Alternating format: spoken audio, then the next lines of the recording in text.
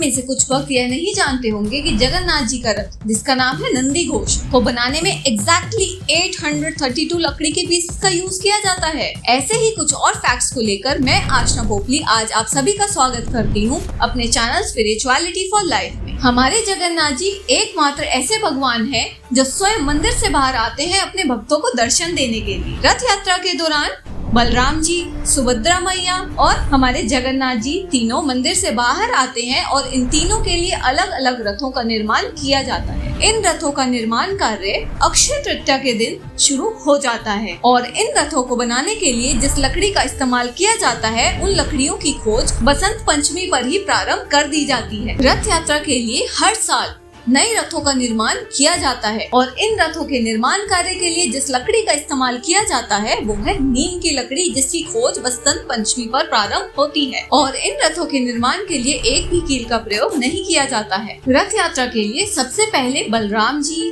फिर सुभद्रा मैया और फिर जगन्नाथ जी को एक एक कर झुलाते हुए श्री मंदिर से बाहर लेकर आया जाता है और सुदर्शन जी जो कि स्तंभ के रूप में हैं, उनको सुभद्रा मैया के रथ पर विराजमान कराया जाता है। जगन्नाथ रथ यात्रा को लेकर यह भी कहा जाता है कि जो लोग जगन्नाथ जी के रथ को खींचते हैं और गुंडीचा तक पहुंचाते हैं, जो कि वृंदावन का प्रतीक है, वह लोग बहुत भाग्यशाली होते हैं और उनके मुक्ति के द्वार हमेशा के लिए खुल जाते हैं। गुंडीचा मंदिर जो कि जगन्नाथ जी की मौसी का घर है, वहाँ पर जगन्नाथ जी 9 दिन के लिए रहते हैं और 10वें दिन वह अपने श्री मंदिर वापस लौटते हैं, जिसको हम बहुड़ा यात्रा बोलते हैं। आइए अब हम जानते हैं तीनों रथों के विषय में। तो सबसे पहले हम बात करते हैं बलराम जी के रथ के विषय में। बलराम जी का रथ अर्थात तालध्वज, उसकी ऊंचाई है 44 फीट और उसको बनाने में 763 नीम की लकड़ियों के पीसेस का यूज किया जाता है। इस रथ को बनाने में जिस कपड़े का इस्तेमाल होता है उसका रंग है लाल और हरा और इस रथ में 4 घोड़े होते हैं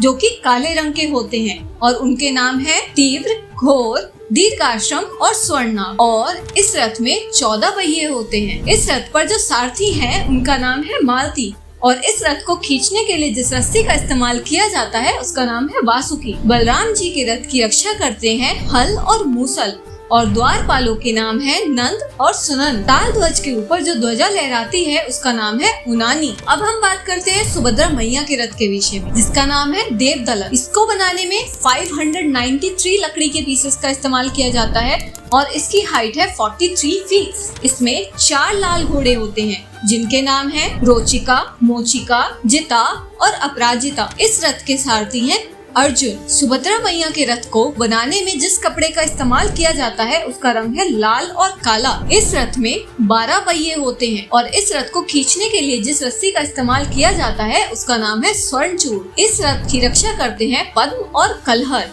और इस रथ के द्वारपाल है गंगा और यमुना। सुभद्रा मैया के रथ के ऊपर जो ध्वजा लहराती है उसका नाम है नादंबिका। तो यह डिस्क्रिप्शन था सुभद्रा मैया के रथ देवदलन का। और इससे पहले कि हम अपने प्रिय जगन्नाथ जी के रथ की ओर बढ़े, आप हमारे चैनल को सब्सक्राइब कर लीजिए, बेल आइकन को प्रेस कर दीजिए और इस वीडियो को शेयर कर दीजिए। तो अब हम बढ़ते हैं जगन्नाथ जी के रथ की ओर, जिसका नाम है नंदी घोष। नंदी घोष के 2 अन्य नाम है कपिध्वज और गरुड़ ध्वज।